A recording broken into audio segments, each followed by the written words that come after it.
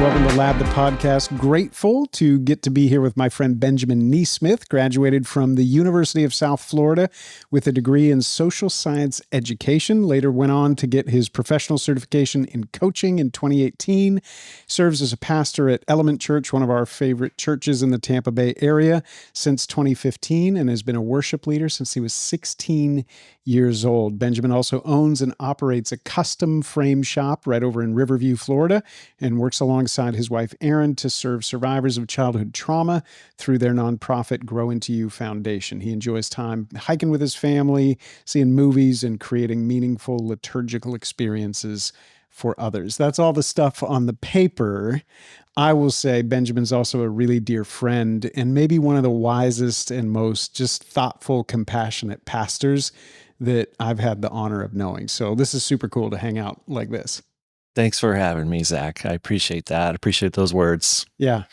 Well, it's weird to hear, we were just talking about bios, and it's strange probably to hear some of that stuff. And I was reading it. I know you opened a custom frame shop like a year ago, and pastor, artist, business owner. Which of those would surprise your childhood self if you went back and said, hey, someday you're going to end up being a pastor, artist, business owner? Which one would be most surprising to childhood Benjamin? Business owner, no question about it. My dad was a worship pastor, so that's probably not surprising. Although there was no pressure or expectation or anything like that from my parents that I would be in ministry, but so that's not very surprising. Always loved all kinds of art, so that's not surprising. But having, my own business and entrepreneurship, not so much. So that would have been shocking. Yes. Yeah. It's a big deal. Like a 1 year under your belt, owning your own shop. What has surprised you the most about just the last year doing this surprising thing that you didn't even imagine doing? Yeah. I mean, the funny thing is, I don't know if it's been surprising really, because it's felt so almost natural, just is such a good fit for me in every way. There's been a lot to learn with the craft. There's been a lot to learn on the business administration side of everything, of course. But overall, when I think about what I get to do all day, it just feels like creating and connecting with people. So that's exactly what I expected it to be honest. Yeah. It's so cool. I reached out to you almost a year ago to give us the cut ins of some frames. And we were going to host a partner reception and talk about the work of V3.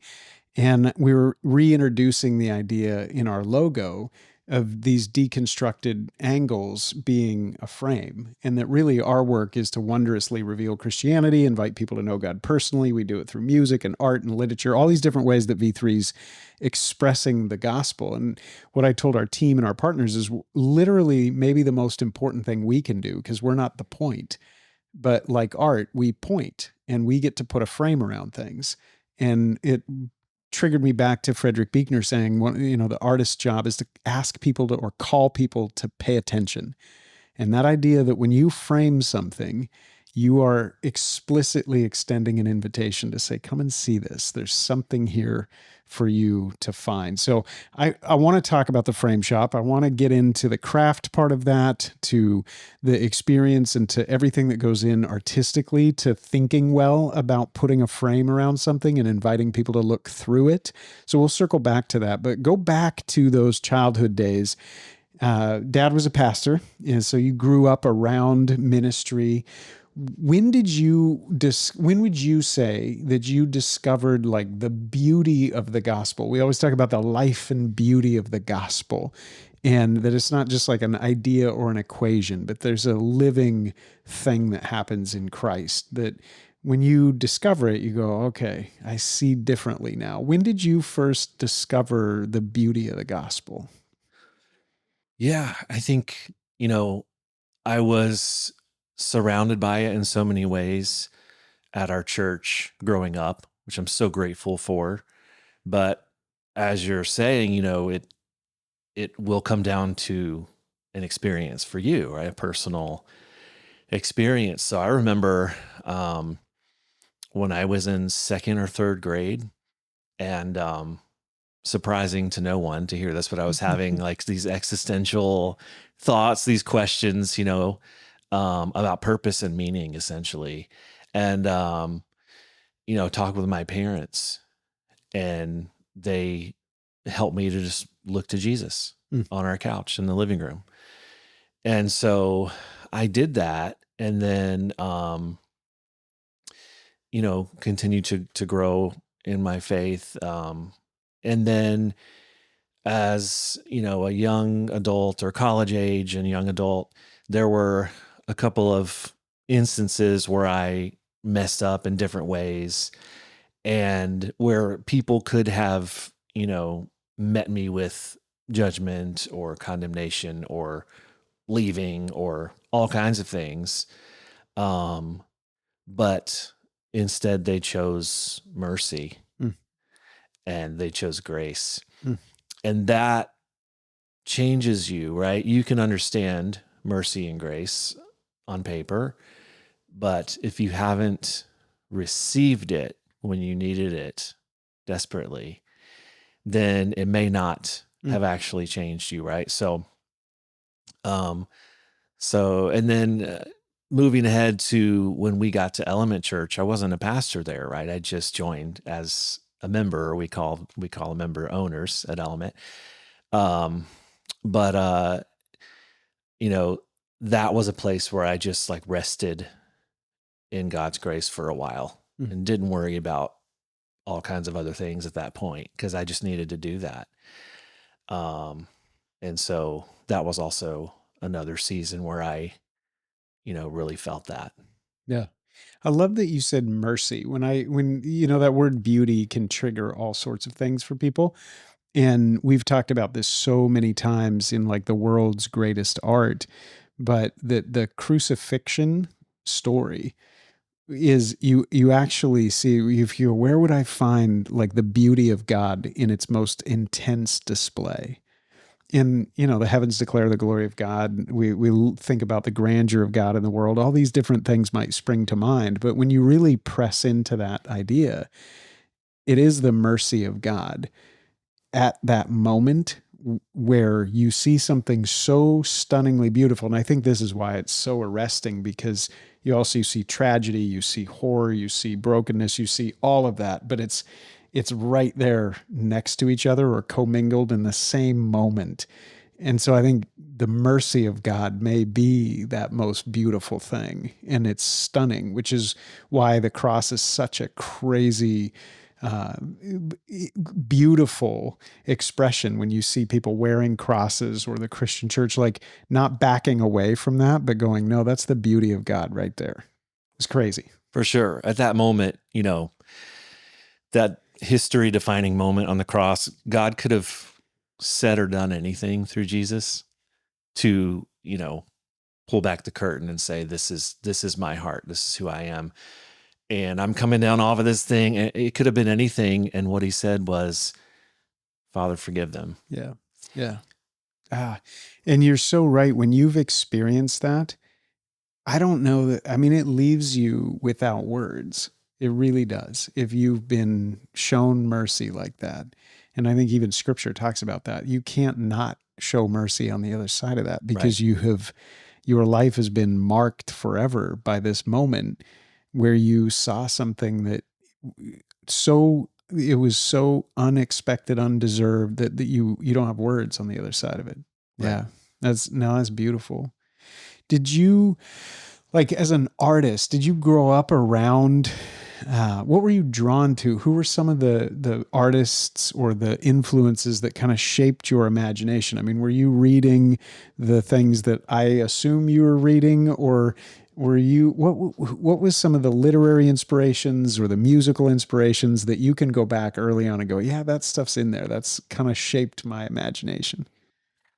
Yeah. I mean, I just always loved visual art. So I did a lot of drawing as a kid, as a lot of kids do.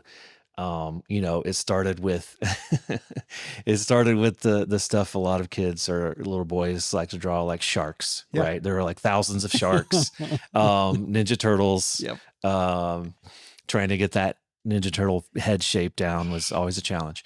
But so it started like that, but I kept drawing and drawing comic book characters and things like that. But I would look through any kind of book, any kind of coffee table book, encyclopedias, kids look that up. Not in an encyclopedia That's though, right. Google it.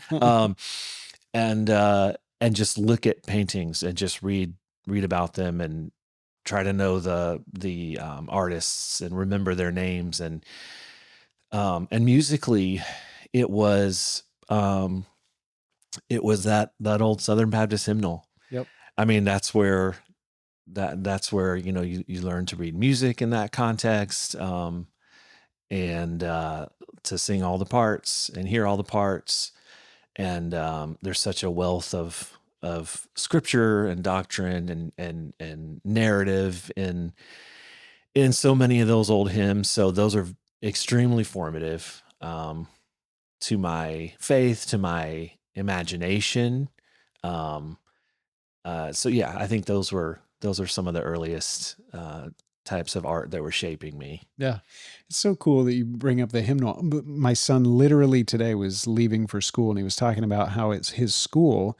They do have a tradition of giving the kids a hymnal and teaching them out of a hymnal. And that's a lost art, even in the church, that it has musical notes. And so even if you're like me and you were half paying attention a lot of times at church, you were looking at music when you were, Hmm. even when you were singing, you had your hymnal out and there was some understanding there that we're together in something that has a language, that has an order to it. And Right. I think that's one of the things, right, with technology, that it just happened over time, but we're not participating at the same level musically now. I might be singing words, but we have lost a little bit of that in Yeah. the hymnal. So I love that you had that experience. When did you discover that you had also like a gift for, and what side of the artistry? Because you sing, you play music, you draw, like which part of that creativity came first or started to emerge earliest? Yeah, it was probably, the drawing stuff. Sharks. Yeah, sharks. And dolphins, to be Yep. fair. Yep. But it was probably the drawing stuff. But I think, by middle school and then especially high school, it was music, and particularly just singing. So just singing in choirs, learning music theory, singing in all the different languages. I love singing in Latin, these Mm, old choral pieces and things like that. So that was, what kind of took over was music. yeah. Yeah. It's so cool. Like when I've had the honor of being able to be at your church and hear you preach and also be a part of worshiping together. And you've got a gift that is really, really beautiful to, yeah, I mean, your thoughtfulness comes out in the way that you approach music, even in the way that you play music. And I love that. Every artist kind of has their own way of communicating through their instrument, and Hmm. your personality comes through a lot when you play, which is really, really cool. And yeah, just what a gift. I imagine along the way, drawing, singing, theology, all the things that are God's weaving in, right? The business part was not an active part of your imagination. And now you find yourself running a business and making things. How did that opportunity come about? I mean, it was surprising to you, but take us back like a year and a half ago. And how did you know that this was the door that you were going to go through? And then introduce us to the business. Tell us about what it is. Yeah. So, um, you know, like Paul, let's just go ahead and I compare love myself to Paul, that. um, These will be who all the clips. Sharks, dolphins, like Paul. only the Yeah. highlights. But we read that he was a tent maker by trade, and so whether or not people know or realize, they may, but a lot of pastors, a lot of people in ministry need to make tents. Yeah. And that comes with the territory for a lot of us. And so I have, made tents in a lot of different ways over the years. And it's been good overall. It's also been a lot of struggle.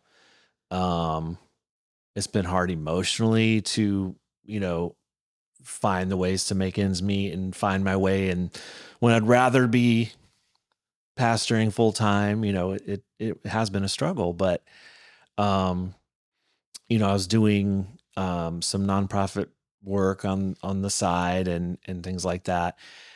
And then that stuff was drying up, and I didn't know what I was going to do. So we had just been praying. A lot of people have been praying that there could be some specific provision, right? Something that I could really just be a little bit more stable in, just settle into, um, something that maybe I could be creative in, something that I maybe could use my hands to do. Um, and so was kind of specifically praying about that and looking for that. And then just started networking and asking people. And so a friend from high school that serves on my wife's board of her nonprofit, her mom property manages this big development, retail and everything in Riverview.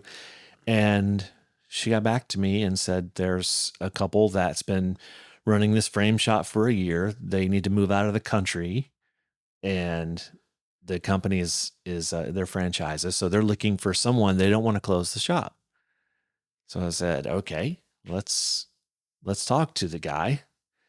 So we did. We got on the phone with him, and then that door just was flung open. Mm. And so we just kept going through the next step, praying through every step, walking through every next door. And I just felt confident about it, that was the provision that we needed. Right. And we don't know where things will go. None of us do. Sure. But at least for now, it felt like a major answer to prayer because it was what we were looking for. Yeah. I'm going to ask you something about that journey up to it, but I want to stay in how strange that is probably to walk in, the second day of owning this thing, and it's now yours, and there's frames and equipment, and you probably settled in, and I imagine what that must have felt like. What were you feeling as you put your hands to the first piece that was yours to build? Like, can you remember what it was like for you, that the very first one that you were like, okay, this is my craft? Yeah. I mean, it it feels really good to go through the process to custom frame something, to know that you're taking these raw materials and breaking them down to combine them into something custom and beautiful, right? Handmade. So those first jobs that were just kind of simple frame, mat, glass, Yeah. very satisfying, right? But it turns out that a lot of people come through the door and they need something quite different than frame, mat, glass.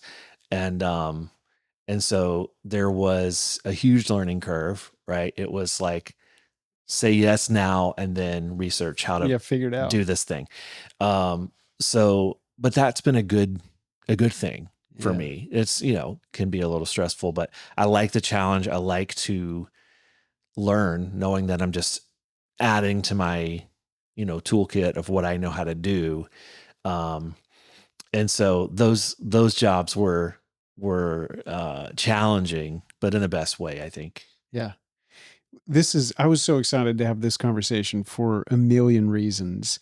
One, just you and Aaron. Like, when we talk about people whose lives and work give us a glimpse of the life and beauty of the gospel, we've been saying that same thing for 200 and some episodes now. we're just looking all over the world and imagining, where do we see the life and beauty of the gospel? And you and Aaron are one of those places where I just see the gospel like in full bloom, right? Like with the Grow Into You Foundation, with what your life as a pastor, and then you as an artist and as a craftsperson who's so thoughtful about their artistry. When you told us like that this was an opportunity you felt God was giving you, it made all the sense in the world to me. I was like all the lights went off and I was like, or lights went on and I was like, yes, this is, Yeah. I can see you being in that space. And for us, we care so much about the expression of beauty in the world. And we talk all the time philosophically about the disenchantment of the Western world and how everything's being disembodied and everything's being digitized and just floating up into the cloud. And we're losing that embodied reality. And that there's something really important and potent about the expression of the gospel in the world. That's why the incarnation, like theologically, I am a Christian in so much part, in so many ways because of the incarnation and just what God has done in creation and the massive yes that he's given to our embodied actual lives. Like if you take that away, stuff gets really, really sad and dark. And the Christian story invites us to go the opposite direction, even in the face of tragedy, even in the face of difficulty, even in the face of brokenness, to give big yeses to the things we always say commingled that are good, right there with the broken, and we can point to the future. And I think art does that in an incredible way. So all that back to, I was excited to talk to you because I think there's a longing for people that have been enslaved, I think, by this disenchanted Western moment that's been just void of God, right? Nietzsche said, we've wiped the horizon. And so we're falling forward, backward, sideward in all directions. And people are kind of done. They're like, they're coming back to saying that has been so devastatingly harmful to humans. And it's so not the story that I want to live this other story. And it means that I get to participate and I get to say yes to things and I get to cultivate beauty in my own life. And so there's a return back to people going, okay, so how do we do that? And like you, there's a learning curve because for a while we were just kind of asleep digitally and things were being shipped to our house. We were unboxing them and putting them up, and it was just kind of in kind of a stupor and in a malaise, a fog. And as we come out of that, we're going, no, there's things that are a part of our story we care about, and they're meaningful, and there's something in there that wants us to be nested within those stories. And you help people do that. What's the process like for you as an artist? How does that work? As we kind of learn to come back to this, because, for a while it was like, I don't know if we even frame something, we just pin it up on the wall or we don't put anything on the wall. But as people come back and they say, no, this is meaningful and the frame itself is art. How do you partner with people to help them express what they're trying to express? I'm Zach Elliott, Executive Director of VUVIBO, and together with our partners, we are recovering the deep Christian tradition of standing behind the arts by making significant investment in visual art, music, and literature. We're working together with some of the world's most gifted fine artists, composers, and authors to wondrously reveal Christianity and invite people to know God personally. This work to recover the tradition of standing behind the arts is going to take a fresh generation of patrons committed to resourcing and releasing these great artists to use the highest and best of their gifts to the glory of God and for the good of the world. You can join us in that work by becoming a V3 partner. Reach out for more information or go to vuvivo.com/support to join us in standing behind the arts.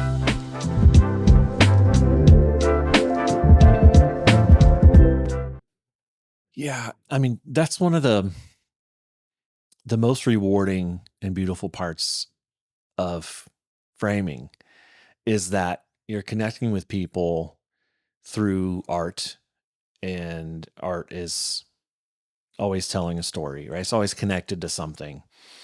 Um, so what I want to do when they come in with a piece, if someone's bringing me a piece to spend money on to get custom framed, it probably means something. Whether they just love it aesthetically and they want to get it in their living room, that's great. But they really love it, right? They're not bringing me, goofy stuff to frame up and pay for. So I already know it's meaningful in some way, but I like to find out why, how it's meaningful. Yeah. And so I'll ask them, where they came by the piece, or if it's photographs, those are um, like family portraits. Those are so beautiful, right? It's just such a bounty. Like when these people bring all the whole family and extended family in, and you have this one big picture on the beach or Mm, whatever. It's just a picture full of blessing. mm, It's incredible.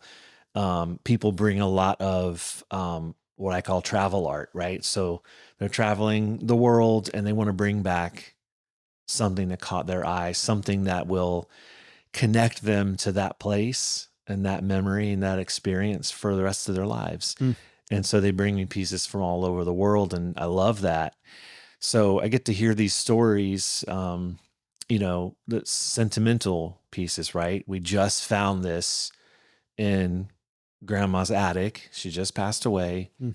We just found this. We haven't seen it in 25 years. We want to get it back on the wall. I mean, these are, these connections that I get to make. And then, um, it's such an honor to handle those things, to steward those things, to leave those things better than Mm, I found them, and then return them to people. And it's rewarding to know then that they can enjoy it mm, every day mm. from then on, and enjoy it, preserved and structurally sound and ready to be on display. Yeah.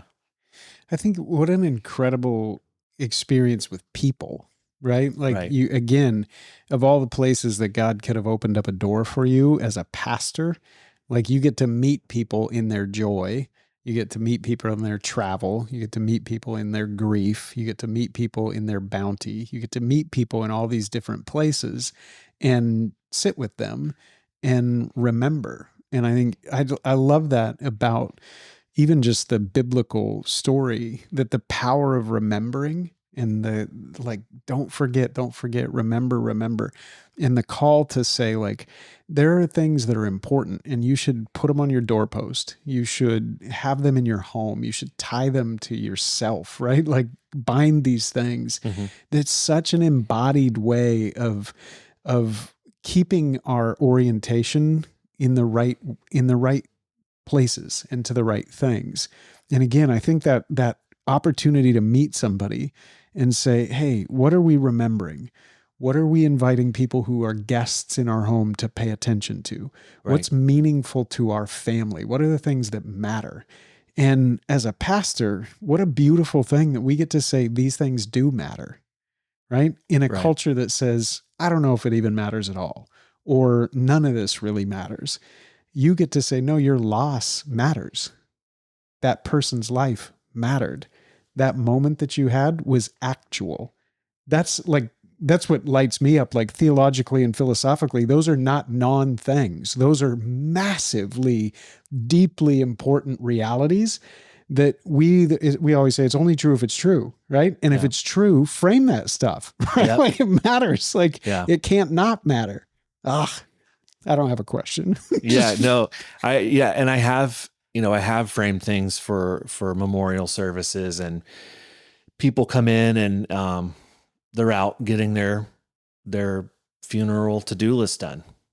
And I can see that, and I can see the grief all over them, and, it can meet them there. mm, And, they sense that, and it matters to them, right? And get to frame their loved ones' images and their things. And there was a lady recently that I had framed something that, as I said a minute ago, they found it was her father's from years ago. He loved it. He passed away. They found it in the attic. They wanted it reframed. So I got it all framed for them. They took it home.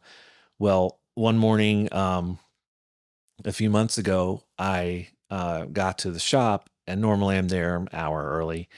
I got there like right before opening, and they were waiting at the door Mm. with that picture. And I thought, what's going on here? So I let them in, and turns out over 4th of July, um, they live on some land, so out there, and some people were just shooting firearms, and as you know, how American can you get? So anyway, so a stray bullet literally comes through their home, through shatters the sliding glass door, through the living room where the grandmother was sitting in, and hits the piece that I framed for them that was her father's piece. Oh my So goodness. she brings it in, and thankfully the artwork was totally fine. So, it literally took it apart, took that broken glass, that brokenness out of it, and fixed, replaced the glass, and got it all buttoned back up for her. And they were just in tears Yeah. about the trauma of that incident, but also that extremely special piece of artwork was going to be okay, Yeah. right? That they could get it back on the wall. So, these are the types of stories and moments that I get to have with people. Yeah. It's a beautiful craft. And I think I want to ask you some how-to questions, because I think people are going to love this. And if you're listening, I hope you're already like starting to think about your home and your environment and the things that matter to you, the memories that matter to you. I think there's two people in South Tampa, particularly kind of in the area we live. We're not technically in South Tampa. I won't claim that for all you. I'm in North Tampa, but a lot of our friends down here they've been here for a long time. And a good friend of mine, his mom, Margaret Riddell, is one of those enchanted characters that when you look at her home, where my friend grew up, there were meaningful things in her home. And there were particular things. And as I got introduced to her through her son, I would look at these things and you got a sense of who she was and what she cared about. And shout out to Susan Nations, I think is the other most enchanted person in South Tampa. We got to visit her home and you just walked in and the story came alive because there was so much attention paid to these things that were important and were meaningful. And we spent time just getting to know her, and it created so many opportunities to see, not just look at things, but look through them and to recover that way of seeing. And so I think I have learned a lot from all these people about how important it is to recover some of this that's being lost so that we don't lose our capacity to remember. Yeah. We don't lose our capacity to connect over grief. We don't lose our capacity to say that you matter, that people matter, that moments matter. And again, these are all deeply Christian convictions. You go, where's the gospel in that? You go, well, that's it. Our life either has a yes from God or it is meaningless. And if it's not meaningless, then it's meaningful. And if it's meaningful, then we can trust God and live into that and recover maybe what it is to feel alive, right? And that's so many people are going, there's a deadness to my life and I want to feel alive. And you go, you've been given permission to believe that it matters. And so begin to participate with that again. So as people hear this and they're like, yeah, maybe there's something that is sitting in a back room or in an attic or in a garage, and it's been there for 2-3 years, maybe since a family member passed or since that trip. And this is provoking them to say, no, that's something that was meaningful. And I do want to bring that beauty into our home in a particular way. What are some things people that you think about when you're framing a piece? The shape, the color, the texture, like what are some of the things that might be important to think about, right? Like why does a frame matter? Yeah. I mean, I think, in a, in just an aesthetic way of speaking about it. It it makes something more beautiful, right? It just makes it draws your eye in. And I think one of the misconceptions that I get sometimes at the shop is when people bring something really cool in. It's really beautiful. Like someone brought a Van Gogh recreation. So it's painted exactly like Van Gogh would have painted it from this place in Europe where they had been. Um, I mean, it's thick, layered with paint, just like he would have done it. And it was um, a recreation of the Good Samaritan. Mm. Beautiful, absolutely gorgeous. All Van Gogh's trademark colors, the blues, yellows, greens, with some of the rusty reds and all of that. And they said, it's stunning, right? Like, I love this thing. And they said, yeah, well, we just want something simple, small, and black because we don't want to distract from the artwork. Mm. Well, okay, I'll do whatever, you want me to do. But that's a common misconception, I think, is that we need to downplay the frame. Like we want to frame it, but not really, Yeah. right? Because the assumption is that if the frame isn't basic and plain and small, that it will just detract from the artwork. In reality, it's the frame that enhances, right? Complements. No, enhances is better, right? Yeah, I love it. Because hopefully it complements, yes. But beyond aesthetics, it doesn't just complement, it enhances the beauty. It brings it alive, Yeah. right? And so from just the framing side of it, that's what we're looking to do, to complement, enhance, and bring it up and out, right, of one dimension and into something that is better than it was on its own, right? But I think, you know, theology wise, and you mentioned, Buechner a minute ago, um, when you put a frame around something, you get to sit in just that space, Mm. right? Mm. And so you see more than you would have if you were trying to get at everything. Mm. It's why songs end, right? Mm. It's why they're not 30-minute songs. I mean, some of them are, Mm. but like they do end, films end. It's why, a contemplative, they can get a lot of joy and insight and beauty from being outside in front of a mountain vista, right?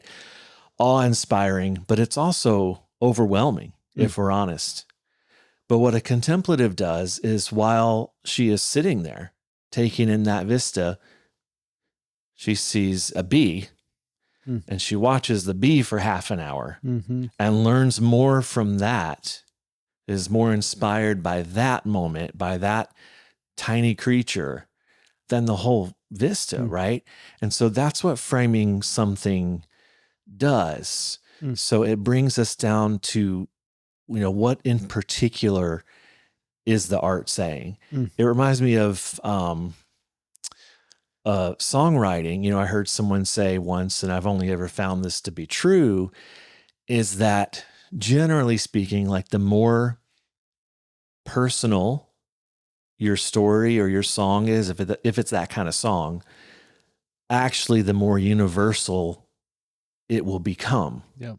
Because it's in the particular that we see the vast truths Mm. of the universe, Mm-hmm. right? So that's from a lofty spiritual philosophical sense, that's what framing something does for us. Mm. You just described it perfectly, that movement from universals to particulars to personal. And again, Christian theology, that's why I get so excited, because the universal, God is love, period. Okay, well, that's big out there. It becomes particularized. That love takes on flesh and becomes particularized, and you can know them personally. And so that movement from universal to particular to personal is deeply important to Christian theology and to the wonder of the reality that if God is love, eternal, ineffable, mysterious, outside of time and space, big, and you can't make God any smaller, and yet I can know him personally. That's amazing. Why? Well, because he's particularly revealed himself in a personal way so that you might know him. That's an incredible invitation. And to walk into someone's home and experience that same thing, that there was the universal of our family is a blessing from God, Hmm. becomes particularized in this moment where we had a portrait taken, and you are personally invited to join us in that moment. And the frame we choose doesn't take away from or detract from, it enhances it when we choose it well. Yeah. And we get to partner with someone like you who is in this craft, and we look at this piece together, and in dialogue with each other, we say, what's the story? What's the moment? What's the universal? What's the particular? And how do we personally frame that in a way that invites people to draw right up to the edge of it so that they might experience something? That's it. What a wonderful, wonderful craft. Yeah. And it's hospitable. Like when you went into these houses that you mentioned, those are hospitable places, I would venture to say, right? 100%. Um, you feel like something's going on there and you feel like you can be a part of it Yeah. because you realize things have been curated here and they've been curated for people. So it's like, when you go to an art gallery or an art museum, which I love to go Mm, to these places, um, you get to see incredible things, mm, but it's not a living room. mm. And it shouldn't be, right? They're pretty sparse. There's one bench in a giant room, and that's what it's supposed to be. That's what Sure. it is. Um, and it's made for movement of crowds and those sort of things. And they don't want to, it's not to be lived in. Mm, They turn off the lights, they go home. Um, but when you've curated whatever kinds of art in your home, it's like this is an art gallery, but it's not a museum, right? We live here. yeah. And so you're bringing that sort of curation into where you actually live out your days, right? And when someone enters that, they feel that hospitality. Yep. Yep. It's so true. And I think this is like in our moment right now, the life and beauty of the gospel in every home, in every life, on every corner. Like we have an opportunity to preach with such beauty and boldness right now because the world is so thirsty, so hungry, and we stumble upon these places. And it is living water bubbling up, and we go, what is that? Where's the source of whatever's causing that to come alive? I need to find that as well. And so I think this is Lewis writes on this in so many different ways, beautifully, just saying like we have an opportunity by embodying our faith to have a living witness in the world for right now that God has given life and brought it to life, and that He is the giver, the sustainer, the redeemer, and that life has this yes to it, and people are desperate for that. So, Yeah. thank you for taking time to just go all the way up into the universals and all the way down into the particulars. I was so excited when I found out that God opened a door for this frame shop. And we've interviewed so many artists, spent time with so many artists. And part of the joy of this is we get to know you personally a little bit, and we get to celebrate what God's doing in and through particular people's lives. And the other side of it is that we get to help kind of recover something together. We always talk about a life and beauty culture, right? Like the Yeah. culture of the gospel coming alive. So as you're listening to this, I really do want to encourage you, like, think about the things, the moments, the memories, the people that maybe have you time has gotten away from you, or whatever it is. We set down those projects sometime, and I want to just kind of push and provoke. There's probably something in your world that's really meaningful, And I just want to encourage you, it's meaningful for that to come into your home. And you'll be amazed at what happens in hospitality. When we attend to these things, someone will walk through the door. I've got a painting of Gina White right behind me. It normally is right over there.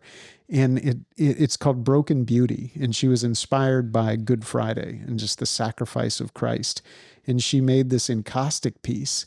And it's really stunning and it's beautiful, but it's also a little bit disruptive. And it sits usually right in our front entryway.